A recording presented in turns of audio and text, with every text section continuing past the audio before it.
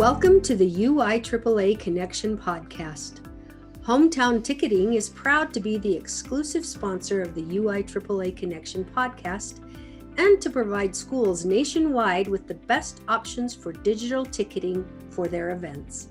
Visit their website at hometownticketing.com to learn how they can make digital ticketing possible and simple at your school. Thank you to Hometown Ticketing for their exclusive sponsorship of the UIAAA Connection podcast. Welcome back to another edition of the UIAAA Connection. I'm your host, Mark Hutch Hunter. Today we have as our special guest Amanda Kuhnz, Director of Athletics at Merit Prep Academy. Did I say that correctly? You sure did, Mark. Good job. Okay, perfect. Yeah. Welcome to the podcast, Amanda. Thank you. Good to be here. Let's have you begin by sharing with our audience here in Utah and across the nation where you grew up, where you went to college, your first job, a little bit of your background. Yeah, sure. I'd love to. Well, I appreciate the opportunity. I'm excited to be here. I've actually only lived in Utah for 5 years now, so I'm kind of new. Although I've visited here quite a bit growing up, we couldn't stay away from your beautiful mountains. So as a kid, we'd come skiing here for winter and spring since I was probably 2. And so I feel a little bit of home here. But I'm originally from California. I grew up in Los Alamitos, which is in Orange County, California.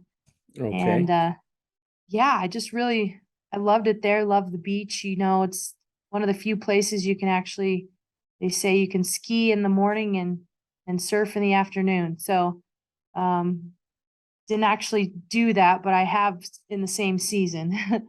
I went to Los Alamitos High School, and I played cross country. I ran cross country, played soccer, which is winter there, and played softball in the spring, and just raised by a good 2 parents who instilled some values in me of getting an education and doing the best at what I do. So I ended up doing well in both academics and athletics, and I earned myself a full ride to Northwestern University in Evanston, Illinois. And I was able to play softball there for 4 years in the Big Ten, which was probably one of the best experiences of my life so far. It was such a fun time to just, develop bonds with teammates and network and be out of my comfort zone and learn to be an adult. So that opportunity and experience opened a lot of doors for me. And I think that's where my passion for for school and sports and helping students really came from. After that, I decided to continue with those opportunities through athletics. I became a graduate assistant at the University of Redlands in Redlands, California. And I earned my master's degree there and teaching credential while I was an assistant coach. And it was a 2-year program, and unexpectedly, I was offered the head coach position of the softball team during my 2nd year of that program. So if there were some stressful times, that's probably one of the hardest. I was going through a master's program, head coaching a softball team, and trying to recruit Division III athletes at the same time. So, I got through that and it was great. And then I just kind of found my niche in high school and the high school setting. I loved college, but now, after 16 years of educating, I've found myself in Utah and at a charter school and being able to be an administrator and an athletic director, which has been a fantastic experience for me. So let's talk for a moment about how that happens. Yes. I wish they all could be California girls, which is what you are. And then you wind up after really moving to what I would guess North Chicago. That's where Northwestern is. And then at a charter school in Utah. So how does that path come to be? You know what? That's actually a really good question that I've asked myself, but it really comes down to opportunities, Mark. I think that the more that you're able to experience, the more people you rub shoulders with, and the more you really take advantage of the gifts you have and the opportunities you have lead to more opportunities. So I noticed that my experiences in athletics really opened some doors for me. I believe I got that graduate assistant position because of my experience as a captain of my softball team in college, and which led to another door of, getting into the administrative program in San Diego at a school or a district I was working with, which then led to an opportunity here to change environments, change my challenges. So just taking advantage of the opportunities that come your path. And really something my dad has taught me is just apply, see what you get. Mhm. Why not? And so you found this opening at Merit Prep, and you said, I'm going to apply for that with some other spots, and it just happened for you. That's right. I kind of just fell into the athletic director part. It wasn't part of the deal when I first got to this school, which is the only school I've worked at in Utah so far. It's been great. But I think I just kind of fell into it because it ended up being kind of my cup of tea. And I've really enjoyed being able to work with the athletes, but also have an administrative role. Let's have you talk for a moment about Merit Prep, the charter school, about how big it is, where exactly it is. Many of our listeners, particularly out of state, would have no idea where this is. So talk for a minute about the school you work. Sure. I don't blame you. I didn't know where it was either. I didn't even know, Springville was a city here. I was thinking Springfield out in Illinois, but yeah, we're a 2A school. I shouldn't say just. We're a 2A school, and we're going strong. We're growing as each year I've been here, we've grown. We'll probably stay a 2A school because of our cap, but we're a grade 7 through 12, junior and high school. And we're located here just south of Provo. We offer kind of base ourselves off of project-based learning in a way. We like the kids to get out and get their hands on and really learn from community members, which I love about the school. And we try to pride ourselves in offering a lot of electives. So we'll offer anything from culinary arts to sewing to, team sports classes. So I love that part of Merit as well. And then we're offering 7 sports right now with a couple club sports mixed in. So that's kind of the basics about our school. We have a very involved staff and very supportive PT organization with really involved parents. I really love the positive culture that our school has. Excellent. Let's have you talk for a moment about some of the role models or mentors that you had in your life that made a big difference as you were growing up and now later on professionally. Sure. I think it's important to have mentors. As I ask this question, I think to my kids, do they have mentors? Can I hopefully be one someday? But, I think our parents play a large role in that, or our guardians. And my number one mentor that comes to mind, of course, is my dad. He actually his parents are from Utah. His dad owned a welding and metal shop in Provo, right down the street. So, he hunted with his dad, and he did all those things that, keep you grounded. And so I appreciate my dad because he has been a big factor in my success in mostly athletics, but also academics, and just instilling in me values. Couple of phrases for my dad is, whatever you do, be the best at it. I really take that to heart. And he says, whoever you're up against, work harder than them. Simple as that. Just work harder than the guy next to you. And another phrase he coined was blood makes the grass grow. So that can kind of help you understand the type of person my dad was. But, he just always he lived by principles, and I really learned a great deal from him. He was a narcotics detective for the LAPD. So he always had good stories for us and cool cars. that he I can confiscated. imagine. You know, riding on the back of a motorcycle a few times, and a couple of Corvettes and Ferraris are some good memories I've had. But you know, he had a tough job, and he never brought it home. And I now understand later how difficult that must have been for him, but also taking what he learned and bringing it to his family, and really helping me understand the importance of hard work. Well said. So yes, I appreciate him in my life for sure, and I'm glad I still have him around. The other mentor actually has passed. His name is Bud Beard, or Preston Beard, and geez, I get choked up. Mm.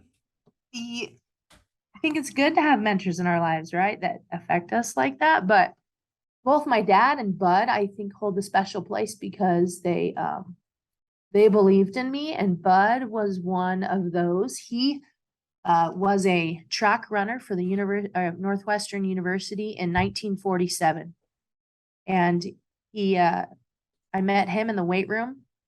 I was one of the best conditioned athletes during my tenure at Northwestern, and he'd be in the weight room working out, probably 87, 88 years old, and just developed a friendship with him, and talking to him about some of his favorite books and some really impactful principles that he has learned. And he introduced me to the book by Dale Carnegie, How to Win Friends and Influence People. So that has been a book that I've really appreciated, that I now pass on to athletes here at Merit. Through that experience in Northwestern, I give that out to 2 athletes a year, our male and female athlete of the year. Just a really principled, valued individual, taught me some things about life that I didn't learn elsewhere. You know, when you go to a special occasion, dress up, look nice, play the part. Once you move out from your parents' house, stay away from your parents' house and don't move back. He supported me in sports. And, you know, I remember in the middle of a game, I think we were playing Purdue, and I heard this thump. I played left field, and I turned around and I see this little man shuffling, you know, away from the outfield. And I wondered what he was doing. And I looked back and I saw a big apple, you know, just laying in the grass. Doesn't sound like a big deal, but just those types of things really help me become who I am, I think. Sorry, Mark. No, that's fine. That's a great story. Thanks so much for sharing. Yeah, Let's talk for a minute about what's your biggest failure or disappointment in life, and what were you able to learn from it?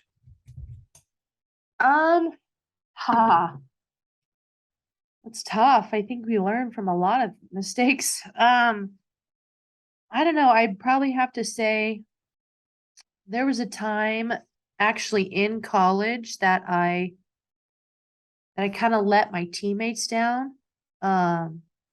We were expected to go to the Big Ten championship, and it was at the conference, Big Ten conference for softball. And I just made a dumb decision. I broke curfew. And you know, I broke curfew, and I just really felt that let my teammates down. It doesn't seem like a big thing, I guess, but now I look back, and it probably changed the course of some things that happened there. And I know that because I couldn't play in that next game because I broke that rule that our team had for ourselves. I wonder what could have been. We ended up losing to Iowa, and you know, it's hard to forget everyone that comes up and high fives you and says, "Well, why didn't you play? Why didn't you play? You're like all region player. Why didn't you play?" And so that has kind of stayed with me and has kind of guided me in making better decisions, and really sticking to my guns with doing what's right as much as possible. So I think that was probably one of the first experiences I've had in my early 20s that helped guide me through some things. And I think we learn from experiences like that and maybe continue to make more, but hopefully I think I've avoided some things as well. Avoided some sticky situations that I think back and like remind myself, no, it's easier to do this, but you got to do what's right. So that one kind of stands out to me. Okay, thanks for sharing that. Let me ask you, what exact years did you play at Northwestern? The 4 years you were playing softball there. Yeah, sure. I played from 1995 in the fall, and I graduated in the spring of 1999. So those are my 4 years there. That ages me. The reason I ask is we had a fantastic female athlete at Jordan High where I was, and I think it was before your time, but she went to the University of Iowa, was a pitcher there. And I actually went to the College World Series a couple of times when she was the pitcher. Debbie Bilbao, but I think she was probably before you were at Northwestern, but it brought back a memory. That was before me, but I know who you're talking about. I know Bilbao. I do. Perfect. Yeah, great person. So you spent all this time at the Redlands and then decided to leave. I mean, what, you had no background in athletic administration before you got to Merritt Prep, is that right? No, in fact, I didn't have a lot of education background. I hadn't taught at that point. I just started teaching, substitute teaching when I was in my master's program. So I had no teaching experience whatsoever in the high school environment. But, I think really what truly, and I'll speak for myself, but truly got me to the athletic director spot was my passion for sports, but also for education. I think if you have those two things and you have even an experience in high school or college athletics, it is a big influence for wanting to take that route. I was just talking to our board chair today about what really brought me here to education and sports. And it was, to be honest with you, it was pep assemblies. I was that free sport athlete. And I remember wearing that Letterman's jacket, walking into that gym, and just all of the students, just 2,500 students just roaring and cheering for you. That's something special. And I remember feeling that and then realizing my senior year, I want to experience this all the time. I want to be a part of this in any way that I can. And I think that's what did it. Just having that, that passion for athletics, being a part of it, and then supporting others to reach their goals and improve. There's nothing better than to see an athlete start as a freshman and go through your program and graduate and go on to do something with those skills. Nothing better. I've coached girls, a couple girls, UC Davis, and first baseman that went to Alabama, and just to be a part of that, there's nothing better. So I think the experiences that you have get you to that point, and seeing that growth and making those connections with those kids is what got me here. Talk for a moment about the job of being an athletic director and how it's changed since you first became the AD. Yeah, that's interesting. There has been some changes. When I first became an athletic director, of course, I had no clue. I had no idea what I was doing. I just wanted to, I wanted to be involved. I just wanted to know what the kids were doing and know who was on the court and where, what their goals were, where they wanted to be, what what they want to become when they leave here. I think it's kind of transcended that, to be honest. I think we've realized that there's much more influence in being an athletic director than we realize. I love the trainings that the UIAA offers and the UHSAA. I think they've been incredibly supportive. As soon as I got into this business, I started taking those classes. And I have enough credits now to earn my, what do they call that? CAA. Uh-huh. So yeah, I'll be applying for that and taking that test soon. But when I first got involved, I feel like maybe wasn't as organized, but now they're getting into that licensing, offering the classes, inviting us to conferences, holding summits. I've been able to learn a great deal from some of those speakers. I've developed great relationship with the athletic directors in our region. I'm seeing more females. As a female, I love seeing that, more females involved in being an athletic director. I've become the treasurer of our region, so I've been able to participate more than I would as simply a member of the region. And I've seen the organizations that support athletic directors are starting to realize the demands. So in the AD conference 2 years ago, I think it was 2 years ago, they are starting to address more the demands that are on athletic directors, why there's such a high turnover, and what they can do to support that, and allowing them to also have time with their families. I think it's headed in such a good direction, and I have felt so much more supported and informed and qualified from the first year I started 5 years ago. Thanks for sharing that. Let's delve into that a little bit more in a couple of spots. The first was you talked about your journey with the UIAAA, so maybe expand a little bit upon that. I know you did mention the training and some of the state conference, but share some of your observations having been a member and possibly putting it out there to some of the ADs that are not members of our association to join.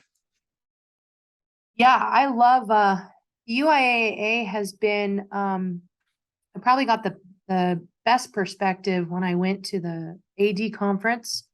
I don't think it was in St. George that year.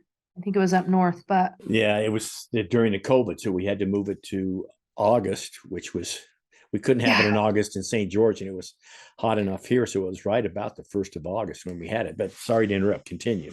No, that's exactly right. It was a little more convenient for me, but I attended that conference. I met a lot of individuals from the UIAAA, and there were some courses there that I took, and that one that I was referring to earlier, about the demands on athletic directors, they chose that, they headed that, they realized that was a problem and chose to address it at the conference. So I appreciated that. The other thing I really like that I've learned and benefited from in regards to the UIAA is just support with like laws and getting integrated into being an athletic director, offering that support. I love how there's trainings and there's podcasts like this, and they're constantly offering trainings and help to athletic directors.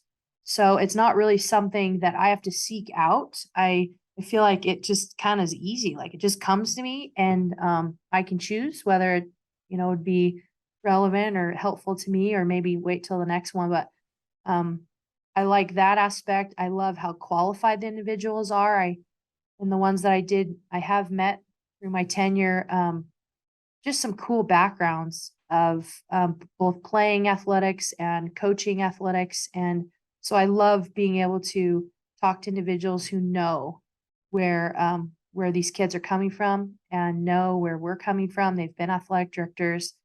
I've seen kids apply for scholarships that the UIA offers, one of whom was my stepdaughter, and she earned a scholarship through them. And so I just love the opportunities that have come through the organization. They're obviously proactive. They're obviously taking their job seriously. So I love that. I love what that does for me, but I love what that does for the athletes and the students. It makes, it gives some credibility to athletics and activities in general. Let's talk for a moment about I don't know if it's the elephant in the room, but obviously you're a female AD. And Yeah. in Utah, there's, I don't know, maybe 25, 30 at the most, and we've got over 150 schools, so clearly a minority. So talk about, if do you feel like, oh, I'm sometimes I'm the only female in the room, or has everyone been as outreaching to you as the UIAAA has been? Talk about that. You know what? To be honest, I am a, girl power person through and through. My mom, taught me well and being independent and being able to stand up for myself. So if anyone could be sensitive to that, it would be me. But I'll tell you what, Mark, not once have I felt like the minority. Not once have I felt like my voice hasn't mattered. In any association, really, in regards to being an athletic director, I have been welcomed. I mean, I'm on one of the boards. Like, I don't agree with that part of it. If there were to be maybe a myth that I would maybe want to debunk, I would just say, I've heard athletic directors don't do anything. Like, they just kind of like manage the sports and might teach a class or two. Like, being in this seat on this side of the table, I would definitely argue with that. I think that it would be great, along with the credentialing that they're offering for athletic directors, that there be opportunities for more full-time and maybe even more assistant athletic directors. I think that's growing, and I'd like to see it to continue to grow, because it's more than just managing sports. It's managing future champions, right? It's managing our leaders, future leaders, and it's helping our schools to teach our kids balance. I mean, one thing I really try to address with our student athletes is you got to learn balance, right? You have to be a good athlete. You have to be a good student, and you can do both. It's possible. I tell them a story. I was in college. They'll just give you a tutor and say, go at it. No, I've had my coaches stick their heads in every single one of my classes throughout the year. They're invested, they care, they want you to be successful. So, sports and athletics activities, those are important, but you need to get the foundation of what it's all about. And that's being a good student and being a good citizen. And so I would argue with that person who says being an athletic director is easy, or being an athletic director, there's not much to it. So, but I think in Utah anyway, I think we're doing a good job at that. I love my region.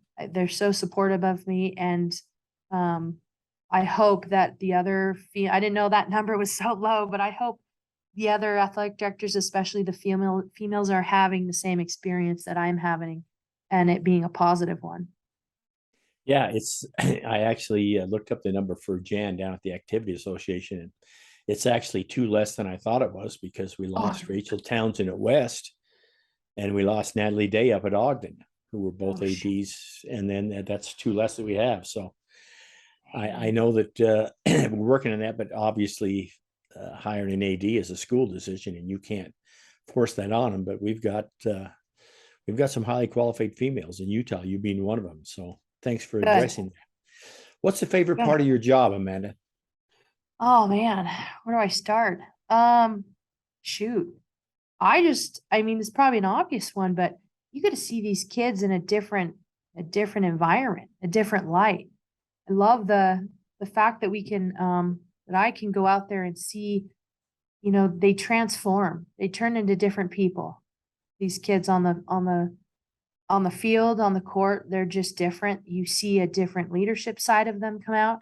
You see a good sportsmanship. You see, critical thinking. Like, I love seeing a different side of our students who I get to see walk in the hallways, and the influence they have in a different way. So they're smart kids, and they are leaders in the classroom, and then they get out on the field of the court, and it's like, where did that come from? I love to be pleasantly surprised. And that gives me, this job gives me that chance to see those things. I like to have conversations that I wouldn't otherwise have with some of these students. And then, there's the perks of being able to attend the events. I just love competition, born in it, lived it, and it's a great thing. Competition makes us better people. So, being able to see these kids compete and go through stress and how they deal with that, such a good thing to watch. So, I just love, I mean, my favorite part, all of it, even the scheduling, arbiter, it'll be our death, but, I, I like it, I like to know what's going on. I love to be involved in these student athletes' lives and knowing them on a different level. Very good. Yeah. Amanda, if you had two suggestions for a brand new athletic administrator, and they would need to follow these two suggestions in order for them to be successful, what would those suggestions be? Yes. Great question. Thank you for that question. That's a great question. First one that comes to mind, Mark, I think, is get involved. So, you can be a spectator or you can be the participant. And I think getting involved is number one in any way you can, whether it be taking the classes, whether it be offering to serve in a capacity in your region. Maybe it's simple at the LEA level and just offering to start this new initiative or something, or this year, one of my goals is to athlete of the week. We haven't done that before. Something small, but whatever way it is, or whatever capacity, I think number one suggestion is get involved. So take a proactive seat in the role and make some things happen, and put your school on the map. Athletics is a great avenue to do that. It's so easy. Highlight those kids, celebrate their accomplishments, and put your school on the map. I would say the second one is to not be afraid to ask for help. Some things can get overwhelming. When I hear the statistics about turnover with athletic directors, I get really sad because I think you need to learn to delegate.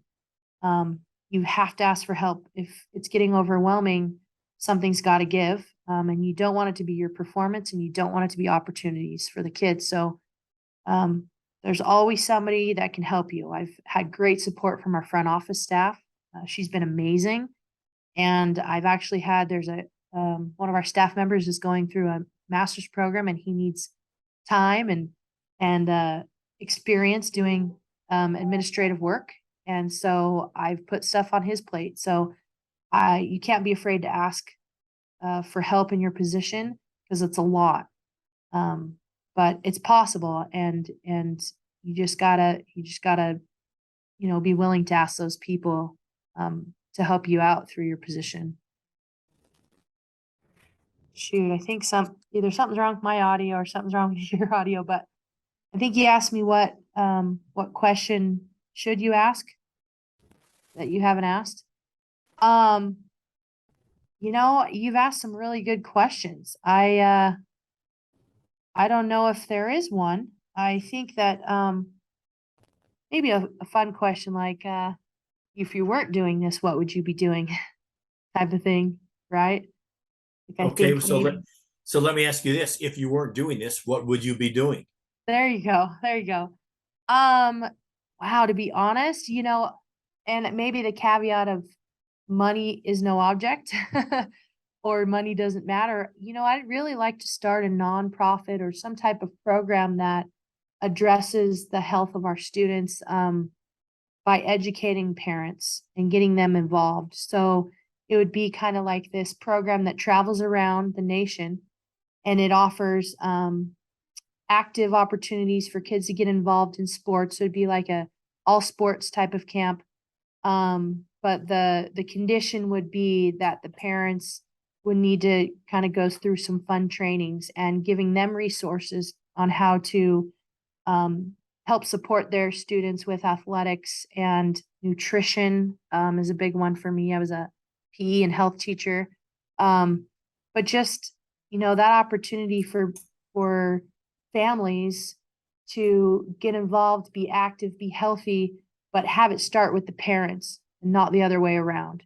So give them some tools that they can use to be the example and to help support their kids in whatever activity they wanted to do. I'd love to have just this traveling circus of well-informed, athletic individuals who could help spread that love that way. That would be something that I'd love to do.